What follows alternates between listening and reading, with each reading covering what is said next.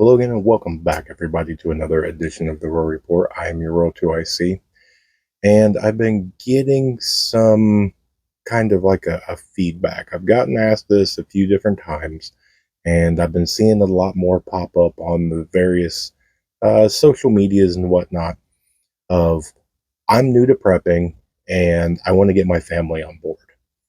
And so I'm going to make a video about it. Now, this is going to be kind of a broad overview just to get the ball rolling, just to give you something to think about.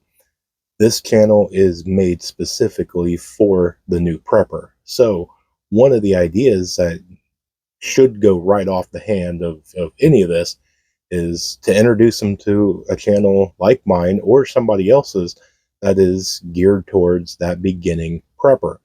And I will, as I go through this, kind of demonstrate how my channel or somebody else's channel might be a good idea to expose them to maybe get the ball rolling.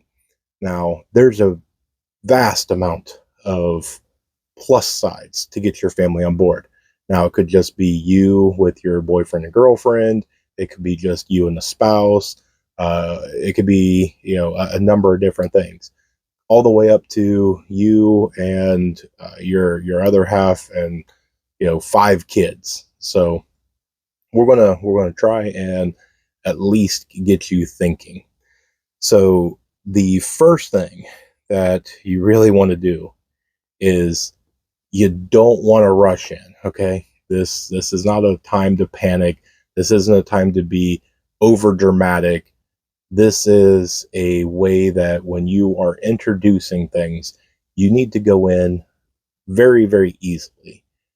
If you rush in, especially if you've mentioned it to them and they have shown zero interest whatsoever, then if you rush in with a chicken little, the sky is falling, bombs are coming in, the meteor is going to crash, the world's going to go completely chaotic or completely done, world ending SHTF situation, you're going to either A, turn them off even more, or B, you're going to make them think that you're probably nuts. Okay, so this is a time to go in and just kind of drop it into some conversation. Use things to your advantage. So, like I said, I do a daily news headline and data point show every single day. Use things like that to your advantage to where you can watch something like that with them.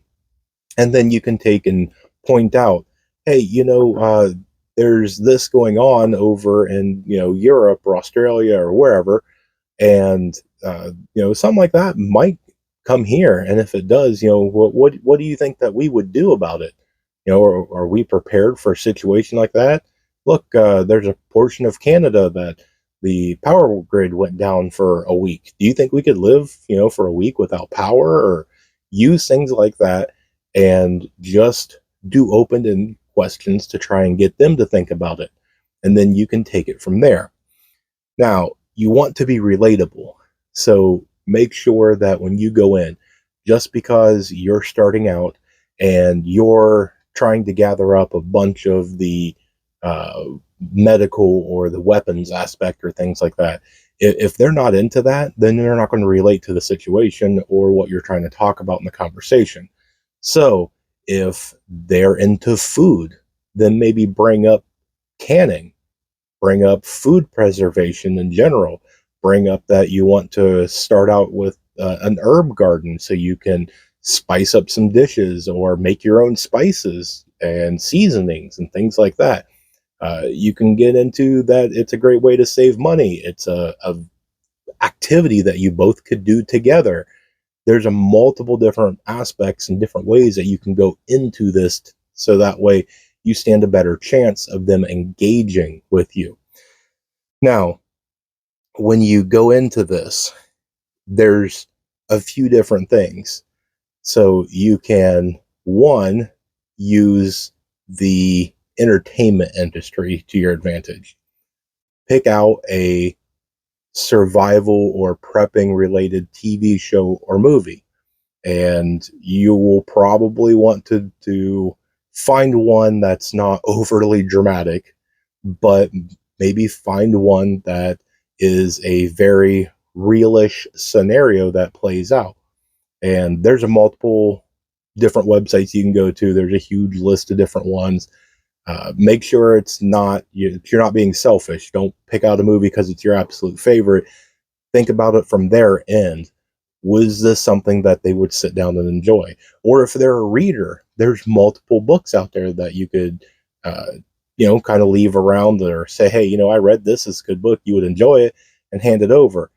We'll see how it goes. At the end of the movie, end of the book. What do you think about that? That could seriously happen to us. How do you think we would fare? And you kind of have to go with it, kind of based on how they respond to those situations. Another thing is Christmas is just a few weeks away. You can use that and take advantage of the opportunity and gift them things that is prepping related. And you just have to take it into like a multi-tool, a knife, canning supplies, even just hiking boots or something like that. And another thing to take advantage is, as it kind of grows in popularity, take advantage of the different colors and patterns. If you hand your wife or girlfriend a scary looking all black tacked out knife, she's going to look at you and be like, no, I don't want this. Versus if you hand her a small uh, you know pink camo, purple camo folder, she might think it's cute and carry it. And then maybe she, wants something else that matches it. Same thing. If you're a woman, find something that, he likes. If his favorite color is blue, use that to your advantage. Hey, I found this. It's in your favorite color. And it's something just to lead into it.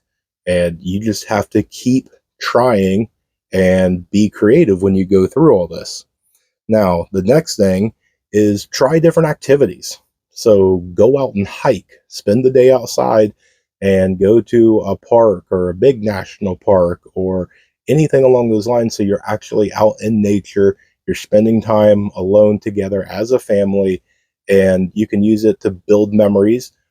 You guys will enjoy it, the adults, kids will more than likely enjoy it, and you can incorporate whatever you want into it. So it can even be a multi-day thing. So you can go camping, and then you can get into fishing, maybe try archery or anything along those lines. Figure out what they might want to try or what they might be able to do to where it will spark the interest. I mean, one of the things that seems to be gaining popularity lately is the axe throwing. You go out and you get some food and you toss a few axes around, and then you can build into that. You just take advantage of the situation and use it into guiding them into having the interest in preparedness. And every single one of us probably has a different reason, whether it be political, whether it be financial, whether it be watching an event that somebody else that we know went through, whether it be something that we went through ourselves. We all have our reasons. And sometimes you have to be that reason for your spouse or your family, to where you are basically giving them that opportunity. You're presenting it to where they will want to do it. Because when it comes to new things are scary. And so a lot of times people aren't accepted, especially if it's not their idea. Now, there's going to be challenges no matter what. And it doesn't matter really on what the challenge is, as long as you are committed to it. And you have to be able to read the situation. If you're going on too strong, you need to ease back. If they're losing interest, you need to think of something else to be able to try and reignite that interest. Um, there's multiple things that you can do, like go to a prepping or a bushcraft or a survival type of event. they're all over the place. If you know where to look. If you don't know where to look, go to Facebook or type it into Google. There's all sorts of outdoors camp. There's survivalist camp. There's festivals, and taking them out to an event like that will not only show them that there is a bunch of local people that are involved in doing the prepping aspect, but it shows that there's a community. Every time that I've been to one of these events, everybody's nice, everybody's smiling, everybody's talking and networking and coming up and being really, really friendly. And that's a great way that if somebody's skeptical, it'll show that it's just normal, everyday, average people. And who knows, you may even run into somebody that that you didn't realize that they were into prepping. And so going to an event like that would be extremely beneficial. Now, the last and kind of the biggest thing, and we kind of touched on this there for a minute, is you have to read the situation, because if you go in and you come on way too strong, you may have to ease back and take a break for a couple days, a week, or whatever, and let them kind of calm down on it. It's real easy for somebody to get bombarded with something that they don't want any part of, and they just put up that brick wall. And so you have to come at this and just read the situation correctly. And you have to make sure that as you go, you have to be committed. Don't give up on it. Okay. You're a family. And so if that SHTF situation happens, you're not going to run up to them and get in their face like, I told you so. If you would have just listened to me, this is that time.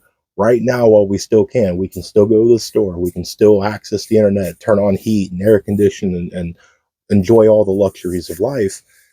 But it's that whole sense of just getting them started. Just get the foot in the door and try and get them to where they will at least be somewhat receptive.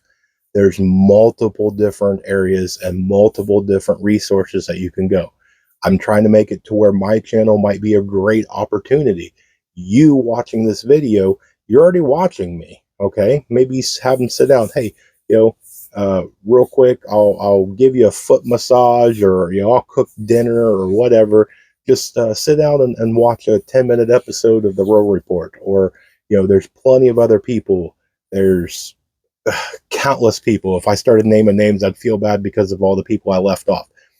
There is resources out there for you to use. If you have any questions that you don't know how to start, or you've tried, this or that, and you're not entirely sure, what to try next, you can reach out to me. There's multiple groups on different social medias that you can reach out. There's different places. If you don't want to go on to the main ones like Facebook or X or anything like that, there's different homesteading sites that you can go to, and people will help you out. All you got to do is ask. So, and I'm always open. You can leave a comment. My email is at the beginning of every single video I put on here. Reach out to me. I'll do everything I can to try and help you guys. So, but that's all I've got for you today. So I hope you guys have a blessed day. Thank you so much for watching. Don't forget to tune in on the Wednesday live stream. We'll be playing some games to where we'll be giving out some prizes for Christmas, and we'll leave it at that. So God bless you guys. I love each and every one of you. And above everything else, please remember to remain united, because we're all prepping in this together.